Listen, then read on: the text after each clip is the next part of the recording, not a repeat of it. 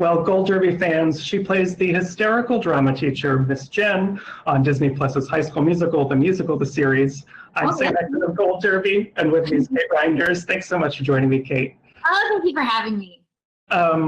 This show is so, you get to do the most wacky lines. You have maybe my favorite line in all of this TV series when you say, I come from strong stock. My grandmother bounced back from an autopsy. It's actually my mother. Oh, mother. No, but listen. There you go. But no, but exactly. I mean, I probably my grandmother did too. You know, it's in the blood. I know Miss Jen is just everything. It's delightful with the way you deliver those lines, but this series is so meta, obviously from the title down. And how do you exist as an actor, just delivering those lines like that, but still coming across as like a real human character and not getting lost as this caricature? Well, you know, I think coming from the theater and growing up in it and everything, I think I always was around people who are larger than life. So I think, you know, in TV and film, people are like, you're too big, that is not real. And at the same time, I'm like, but I know people who are that big. I might be that big, and actually this is small for me, but I think that in a way, I know that Miss Jen seems a little kooky, but I know people like Miss Jen, and I'm sure a lot of people in the theater do too. I mean, don't you? Yeah, absolutely. And it was created by Tim Federle. Yeah. And, you know, obviously from the title, we know he has, you know, a way with words. And I know that I should have guessed he was going to write something very meta with this based on, like, I have his cocktail books, Gone with the Gin and To Kill a Mockingbird, which are great companions during this pandemic. But Yes. How did he first, like, describe the world? How did he set the tone to you for the show? Well, I think he just said, you know, I want everybody to realize that we are just a high school, a real high school full of real kids, real people, and we just happen to be the high school where they shot the movie High School Musical, and we just happen to have this new drama teacher who is a bit much, who wants to put on the musical version of the movie because she sees that it's meta and that it must be done.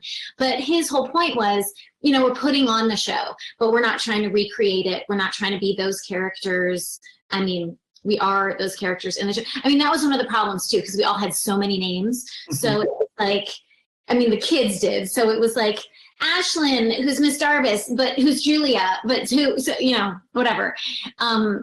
And so, yeah, I think Tim just tried to always just say, this show, this first season is High School Musical because we're putting it on, but this show is so much more than that. These kids are so much more than that. This cast, it's all new characters. Mm-hmm.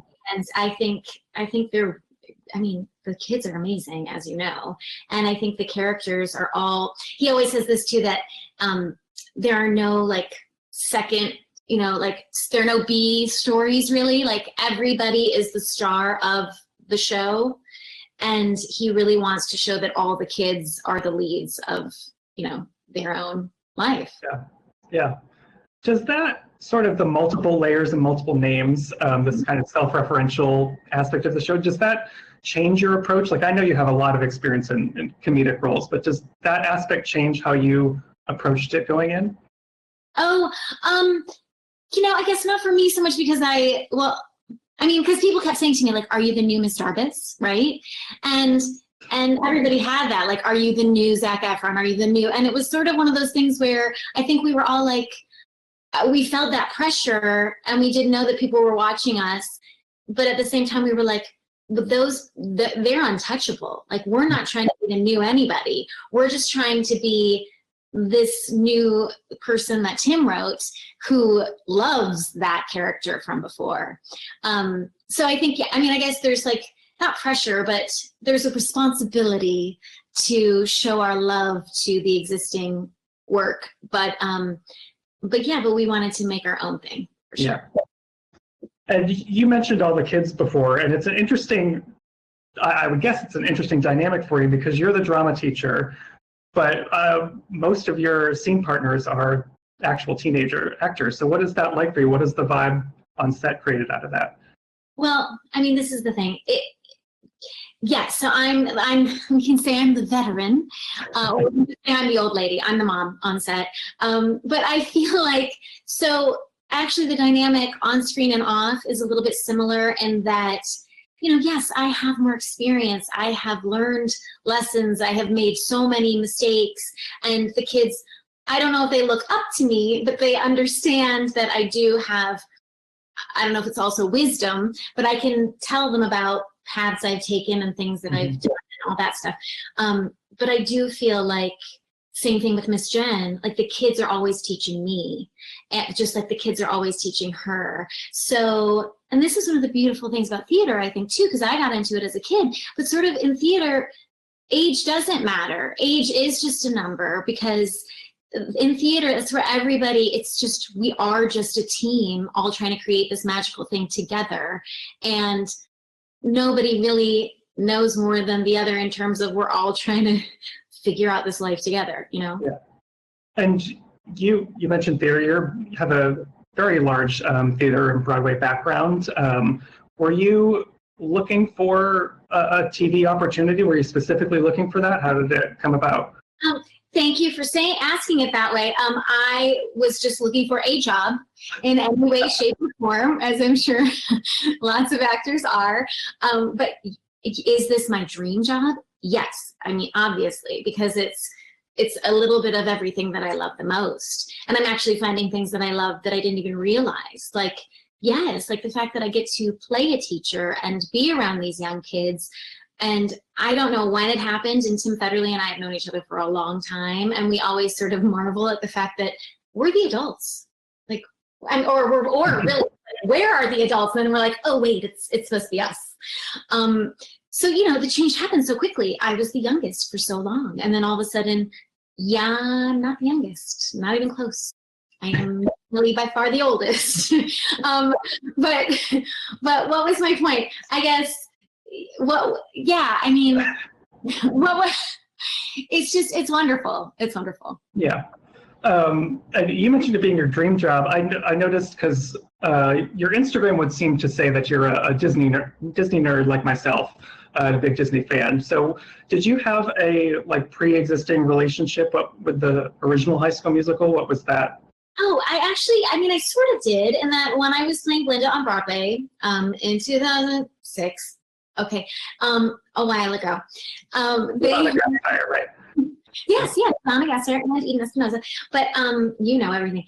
But so they were turning the movie into the stage musical. They were turning it into the first colon, right? High School Musical, colon the musical.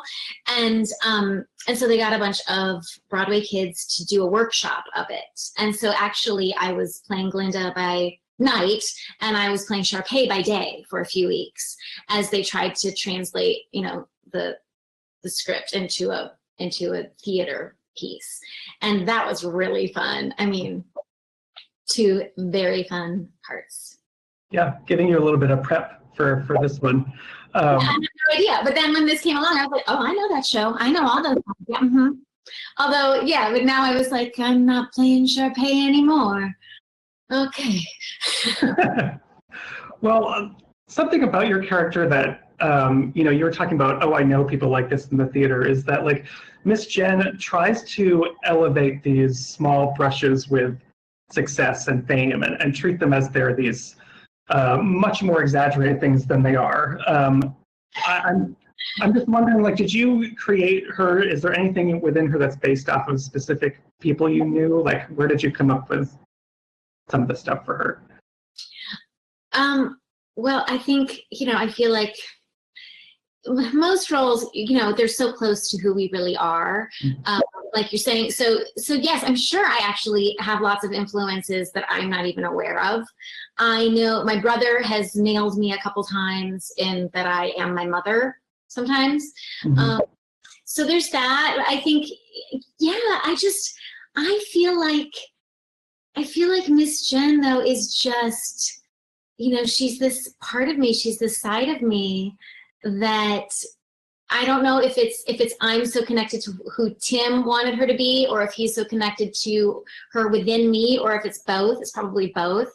But I hear his voice, but I hear her voice and the stuff he writes, and I just feel like I know her. So it's not a conscious choice to try to, make her a little bit like this person or bring it in a little bit like that. But I do have so many, of course I have so many things, my own experiences, that it's so close. It's so easy for me to be like, oh yeah, that's like how I felt when this happened. And then I'm like, oh, there it is. It's just it's so close. Yeah, she comes off as a very recognizable figure, I think, for anyone who's been in the theater world. Yeah. And I'm glad they brought in your theater background, because you got this great big production number, Role of a Lifetime, which even gets a Glinda reference in it. So smart writing there. But how, on a TV schedule, like what is the sort of production process like? How long do you get to prepare for a big number like that?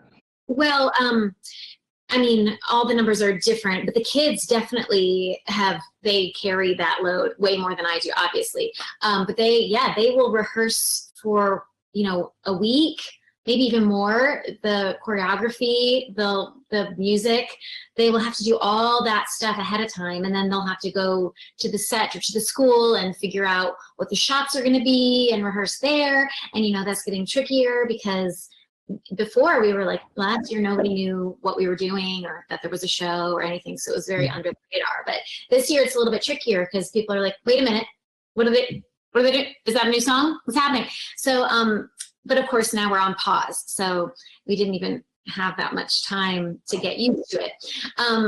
But yeah, for Role of a Lifetime though, one of the things that is different with TV and theater, if this is interesting to you, is that theater, you rehearse and rehearse and rehearse and rehearse. Weeks of rehearsal, months of rehearsal, Broadway sometimes. So by the time you're recording a song in the cast album recording session, you have sung the song so many times.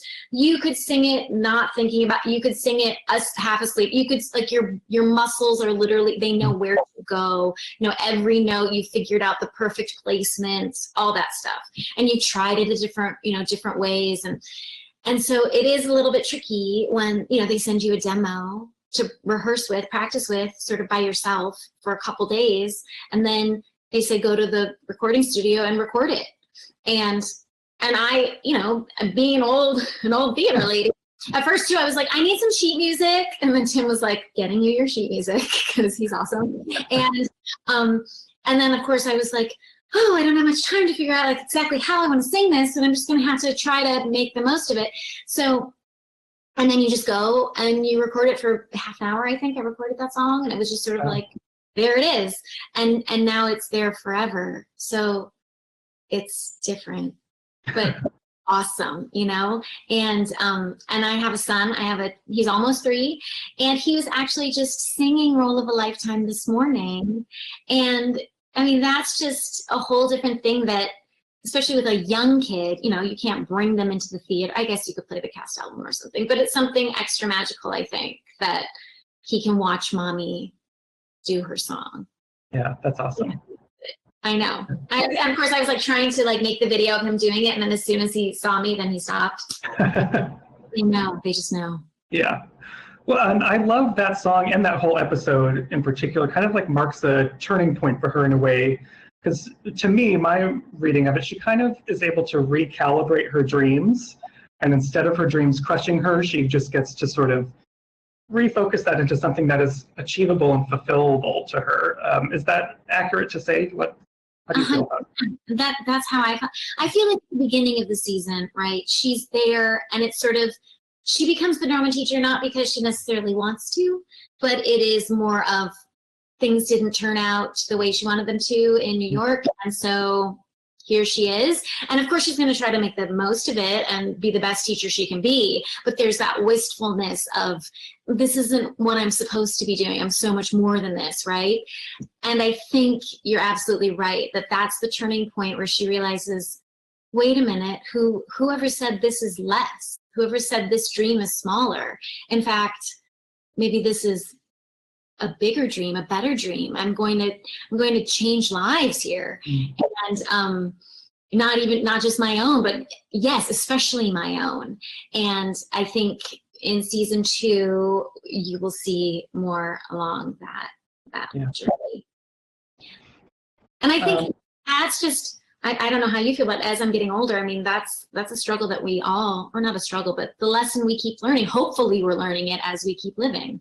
Yeah, absolutely. Evolve, you know? I want to also talk about, speaking of evolving, because right now you have this great, wonderful role on TV. You've come from Broadway. You have done one of the scariest roles that I think of as Broadway, because I mean, we've seen you as Glinda, I've seen you in Something Rotten, but you've also had high profile, like, standby roles. Like, you were standby for Amy Schumer in Meteor Shower, and you were an understudy for like half the women roles in Into the Woods. Yes. That to me is terrifying, but you've taken this on a few times now. So is that as scary as it seems to do those things? And does that prepare you for something like High School Musical? Yeah, you know what? I love this question because you are so right. And this is the crazy thing about it, is that when I started my career, I was an understudy. I was a swing in Tom Sawyer and Into the Woods, and a tour before that. And I was so young, and I wasn't scared.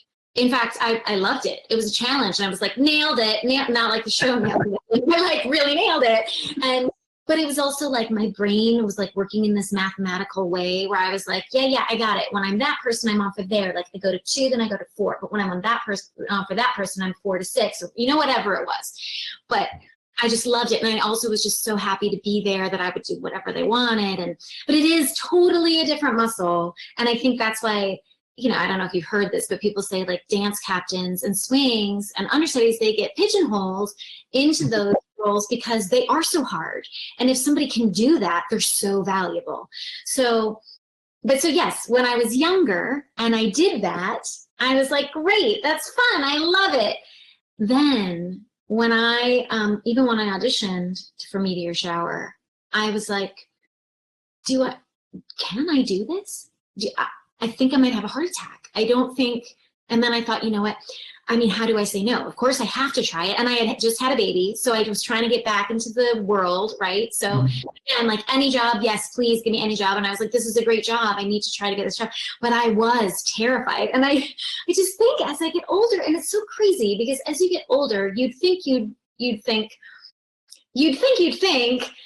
is life or death. Nobody's gonna die if I mess up. Like, this is just a job. I am human. Everybody knows it. It's okay. But in a way, I got more nervous. I'm more scared. So I struggle with that all the time. And I actually feel like that even on our set of High School Musical, I see these kids and they're fearless. And I'm like, oh man, how do I tap back into that confidence? And I don't want to say the confidence comes with youth. And I don't know why the fear comes with age, but it's just the way my story is gone. Maybe because as it goes on, you care. I don't know what it is. But yeah, when I did Meteor Shower, and Amy Schumer was like, "Don't worry, I'm never gonna miss," and I was like, "Yes, thank you. Please never miss." But then she got like pneumonia. Well, I don't know if it was pneumonia, but like so sick that her doctor was like, "You cannot go on." And so then they're like, "You have to go." And I was like, nobody wants to see me on the stage. Everybody's gonna boo, but I did it. And you know what? Nobody died. I survived. They survived. I'm sure a lot of people were disappointed, but maybe some people thought it was a once in a lifetime opportunity to not see Amy Schumer. Sorry, people. Sorry. But yeah, no, I think standing by is terrifying, and the people that can do it is a different level of talent and confidence and just chutzpah, man. Yeah, well, my hat's off. Again, but like, whew, I definitely lost years off my life. Definitely. Well, before I let you go, I wanted to just ask, because you got a very early renewal for season 2, like right out of the gate for High School Musical. Is there, now that we've seen Miss Jen sort of recalibrate her dreams, is there like a wish list you have for her where you'd like to see her journey go after that season 1 finale? I mean, yes, of course they have a wish list for Miss Jen. And honestly, we only got through 2 episodes before the quarantine, and we're not allowed to read the scripts basically until the table read, or like the night before the table read. So I don't know what's going to happen. I don't know where we're going. But I personally have dreams for Miss Jen's love life. I really hope she gets some male attention. And I hope we get to know more about her family life, because I think that will also inform a lot of who she is and why she is the way she is. And, down the road, I don't know when, but like I would love to see Miss Jen in a wedding dress. That's all I'm saying. But I feel like that would be years down the road, and then she would probably get left at the altar, and then the kids would sing a song, and it would all be okay. Well, I think that would be a great wedding ceremony. I think they would come up with some great musical numbers for like all the bridesmaids and like all the kids lined up. Well, we'll cross our fingers for that for season 2. Everyone who's watching at home, please subscribe to Gold Derby and make sure you keep in touch with us during Emmy season. And Kate, thank you so much for talking with me. Thank you. Wow.